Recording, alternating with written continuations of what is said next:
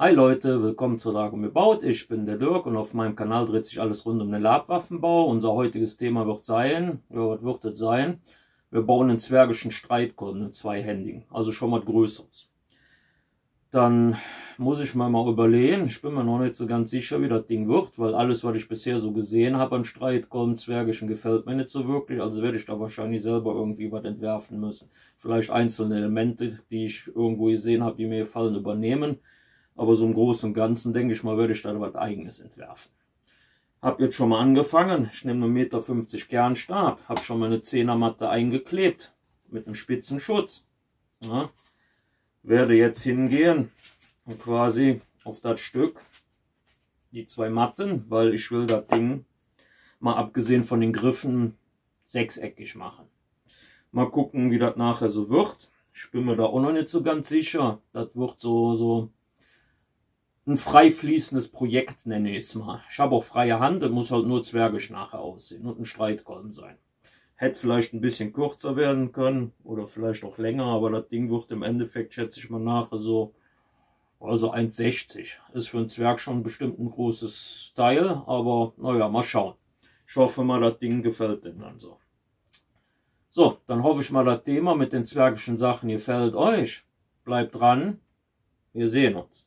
So Leute, dann wollen wir mal loslegen. Ne? Nehmen wir mal eine Schere, weil ich wieder irgendwie den Schraubenzieher für die Dose zu öffnen nicht finde. So, schauen wir mal. Ich habe mal wieder einen alten Pinsel genommen, einfach den alten Pappdeckel wieder runtergeschnitten. Dann kann man den immer noch mal wieder benutzen. Also prinzipiell noch einige Male, weil ich verteile das dann immer so mit der flachen Seite. Nur so als Tipp, um Pinsel zu sparen. Aber das hatte ich, glaube ich, jetzt schon öfters mal in meinen Videos. Also die schon öfters Videos von mir gesehen haben, kennen das schon so ein bisschen. So. Schauen wir mal.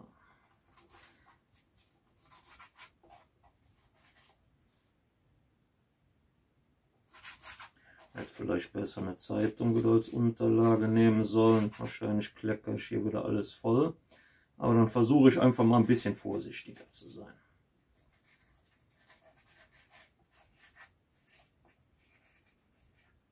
So. Machen wir die Seite.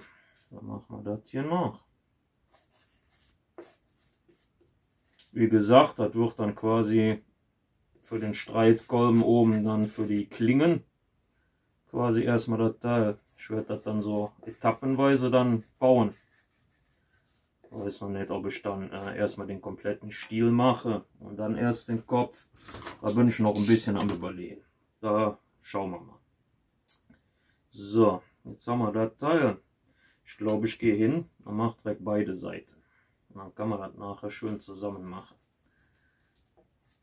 Lassen das antrocknen. Müsst ihr nur gucken, dass das halt dann irgendwie ein bisschen höher liegt.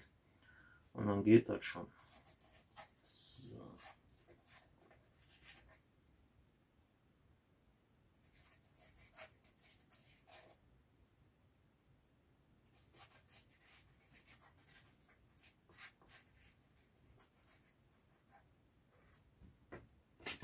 Machen wir das Teil auch noch.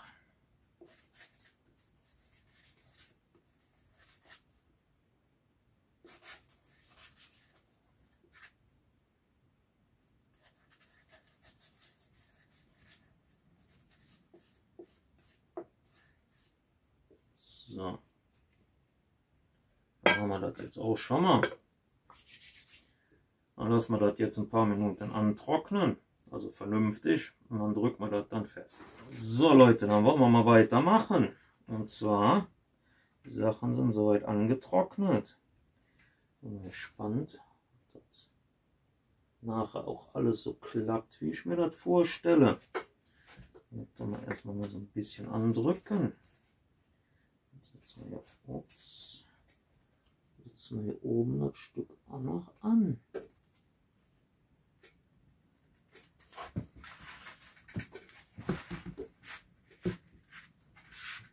Dann drückt man das Ganze erstmal gut fest. Wie gesagt, am besten macht er dann ein Brett oder sowas. Und dann mit einer Schraubzwinge. Und lasst das dann so ein bisschen damit drin. Ich werde jetzt einen dicken Eisenklotz nehmen, den ich hier habe.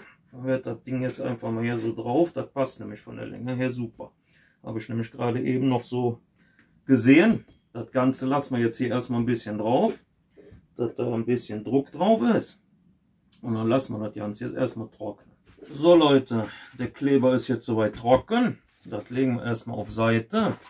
Ich habe jetzt irgendwie so ein bisschen eine Schablone gemacht für die Klinge von dem Streitkolben. Bin mal gespannt, ob das nachher noch aussieht. Mal schauen. Kann auch sein, dass das ein bisschen zu eng wird, aber ich versuche es einfach mal. Im schlimmsten Fall wird das halt nicht so richtig zwergisch. Mal gucken. Schauen wir mal, was wir draus hinkriegen. So, das Teil habe ich schon dreimal bei dem einen drauf gemacht. Dann machen wir jetzt hier nochmal 3. Dafür nehme ich schon wieder einen weißen Edding. Sieht halt auf dem schwarzen Schaumstoff besser.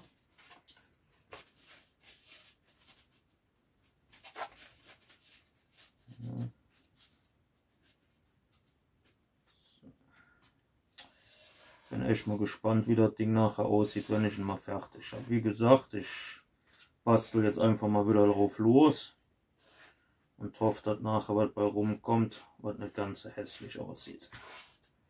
So.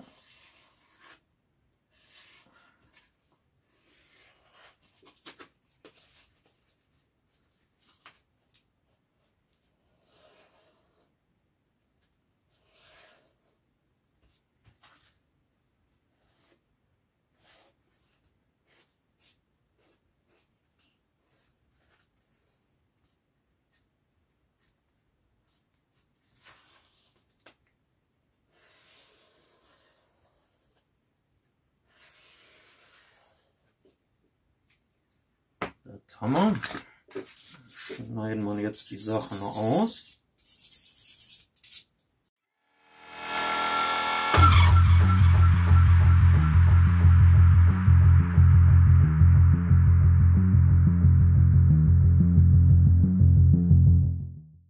So Leute, dann haben wir 6 Teile davon.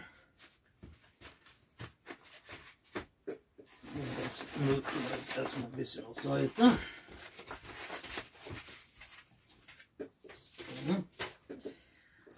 Und dann schauen wir hier erstmal das ganze Teil. Werde ich jetzt erstmal noch so ein bisschen beischneiden. Und dann werde ich das schleifen, dass das nachher sechseckig wird. Und dann gucken wir mal, wie das nachher mit den Zinken aussieht.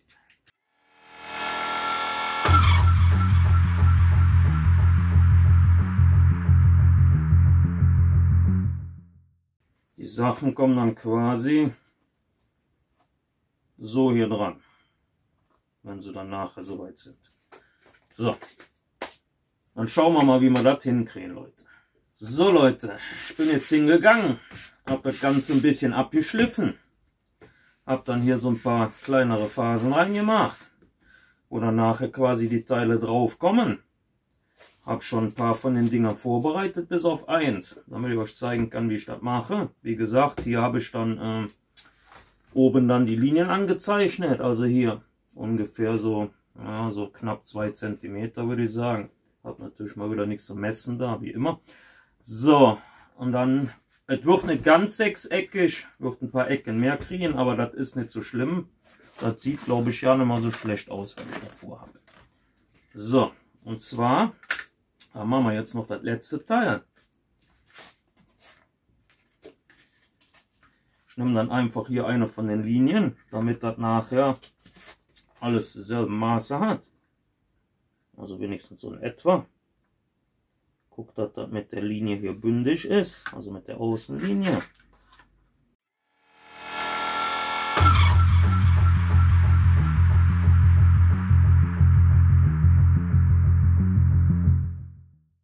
So Leute, dann haben wir das soweit alles geschmürgelt. Kann man natürlich dann noch mit dem Heißluftföhn was glätten. Aber das mache ich, glaube ich, erst so ziemlich am Ende. Ich werde mal dann über alles komplett drüber gehen. So, dann gucken wir mal. Hier in der Mitte brauchen wir keine Linie machen. Dann nehmen wir quasi das schwarze Teil hier in der Mitte direkt als Linie. Ich hoffe, dass die Klebepistole schon vorgeglüht ist. Ja, sieht gut aus, Leute. Wie gesagt, hat das dann halt schon mal ein bisschen vorgeschmürgelt, dass das halbwegs eckig ist. Hätte vielleicht jetzt den Rest des Stiels erstmal machen sollen und dann erst das Teil, aber das wird natürlich nachher dann ein bisschen blöd, aber wir machen das jetzt einfach mal so. So, hier in der Mitte habe ich dann ein paar Linien aufgezeichnet. Ich hoffe, dass das ungefähr mittig ist, dass das passt.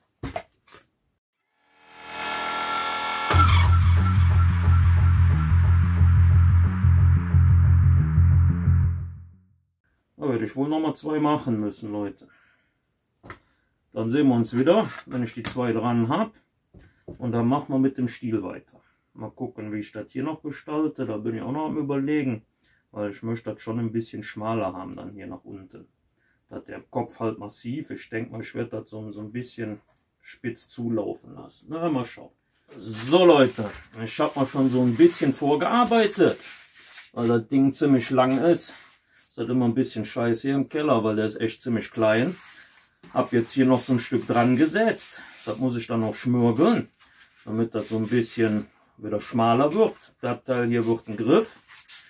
Dann habe ich hier noch ein Stück reingesetzt. Ich habe einfach mal ein bisschen Mattenreste verarbeitet. Habe dann hier noch, das wird dann ein bisschen dicker wieder werden. Das größte Teil hier, das wird wieder ein Griff. Und hier unten kommt ein Knauf. So, dann gehen wir jetzt erstmal hin. Ja. Gesundheit. So, dann habe ich hier noch 2 Stücken geschnitten. 10er Matte, 6 mm. Werde die 2 jetzt erstmal drauf kleben, damit ich dann noch den Griff und so machen kann. Werde jetzt erstmal hingehen. Werde das Ganze jetzt erstmal mit Patix einkleben.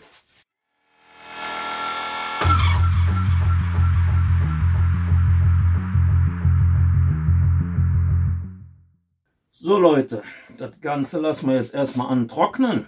So, Leute, die erste Seite ist jetzt soweit angetrocknet. Gucken, hier.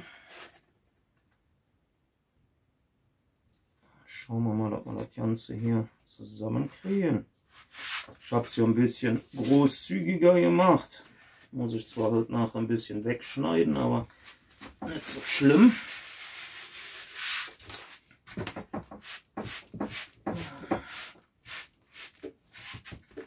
Wenn es jetzt ein bisschen verwackeltes Bild gibt, dann liegt das daran, dass der Tisch hier und die Kamera ein bisschen am Mitwackeln nimmt. So, schauen wir mal, dass wir das jetzt hier machen.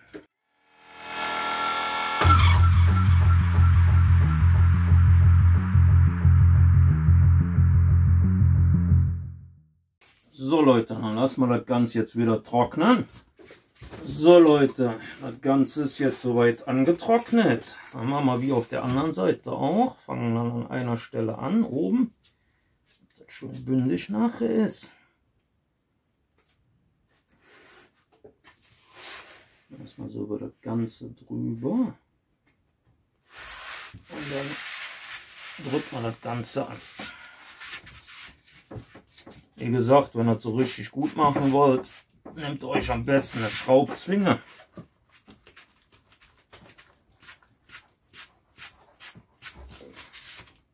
Und ein Brett und drückt das dann vernünftig an. Aber so müsste das eigentlich auch gehen. So.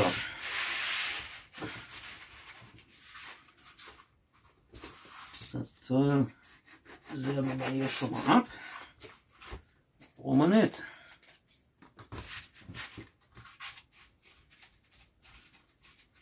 Vor allen Dingen da, wo der Spitzenschutz ist, immer noch mal ein bisschen nachdrücken. Obwohl generell am besten noch mal komplett. Kann nicht schaden.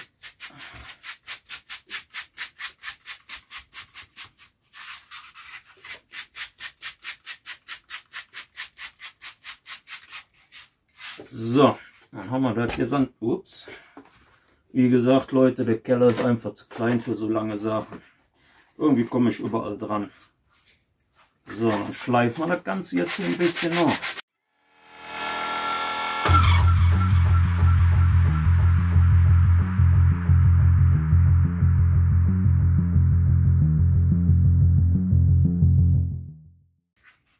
So.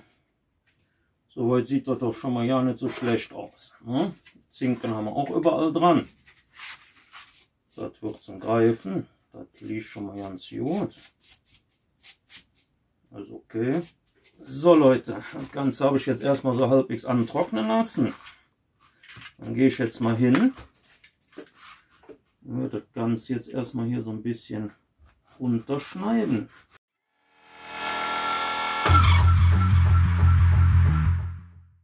So, haben wir das schon mal abgeschnitten. Das ist wieder Müll. Kommt erstmal auf Seite. Dann werden wir jetzt mal hingehen und das Ganze erstmal so ein bisschen gerade schleifen, damit wir nicht hier so eine Wellenform drin haben.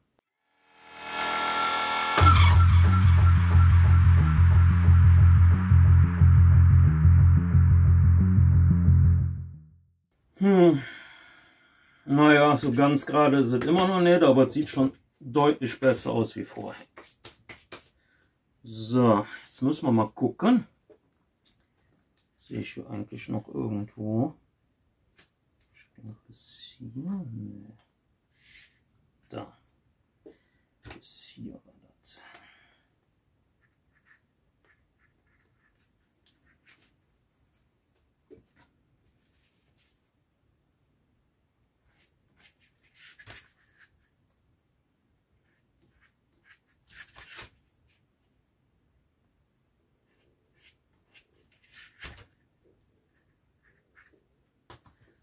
So, jetzt haben wir das hier. Hier kommt wieder so ein bisschen Verzierung drauf. Und dann das untere Teil kommt quasi noch der Knauf.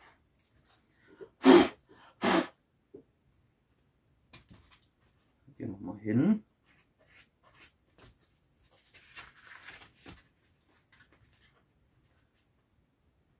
So ganz sicher bin ich mir noch nicht, wie ich das dann mache. Aber mal gucken.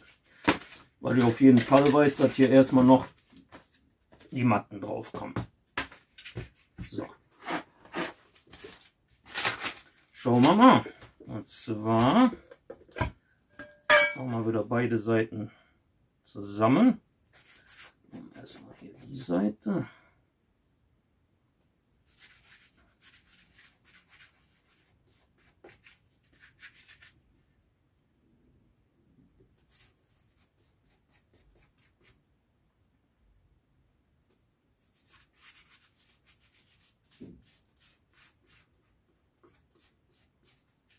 So, das ist die Seite. Dann machen wir die zwei Klötze auch noch und dann lassen wir das erstmal wieder so ein bisschen antrocknen. So Leute, das Ganze ist jetzt erstmal wieder angetrocknet. Dann gehe ich hin, mache beide Seiten drauf. Die eine. Gucke, dass das Ganze hier unten soweit bündig ist. Und dann nehme ich die andere Seite. Wie gesagt, ich bin noch am Überlegen, wie ich das dann nachher optisch gestalte. Auf jeden Fall weiß ich, dass der Knauf ein bisschen kräftiger wird. So. So, mal schauen, wie machen wir das am besten. Ich werde auf jeden Fall noch ein bisschen Platz lassen, dass man das vielleicht noch so ein bisschen anschrägen kann.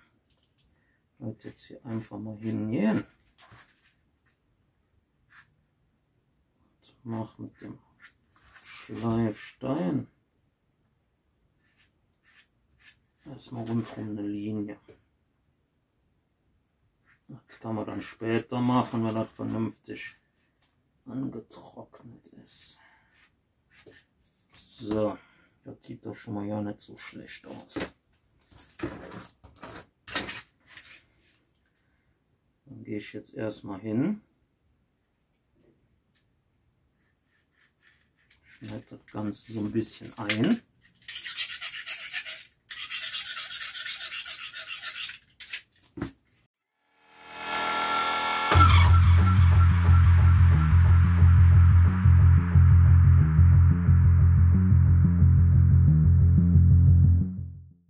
Jetzt Jetzt haben wir erstmal den Grundbau fertig. Hier kommt, glaube ich, auch noch ein Stück Matte drauf, dass das Ganze noch ein bisschen klobiger wird.